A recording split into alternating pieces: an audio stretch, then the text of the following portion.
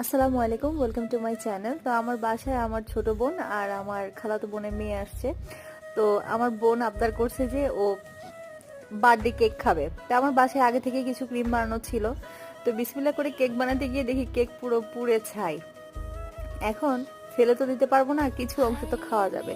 তো পোড়া অংশগুলো কেটে ফেলার পর যে অংশগুলো ভালো, আমরা সেই অংশগুলোর মধ্যে এভাবে ক্রিম জেলির মতো লাগিয়ে খাচ্ছিলাম। তো আমার বোন আর আমার বোনের মেয়ে কি রিয়াকশন দেয়, তারা তো বললো যে এই পেস্ট্রি খেয়ে আমাদের পেস্ট্রিজ নষ্ট হয়ে গেছে।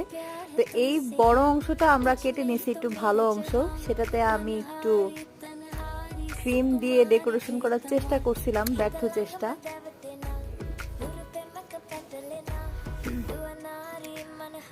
এভাবে আপনাদের কেক যদি কখনো পুড়ে টুরে যায়, সব ফেলে দিবেন না, কিছু অংশ এভাবে বাঁচিয়ে রাখবেন। তারপর এভাবে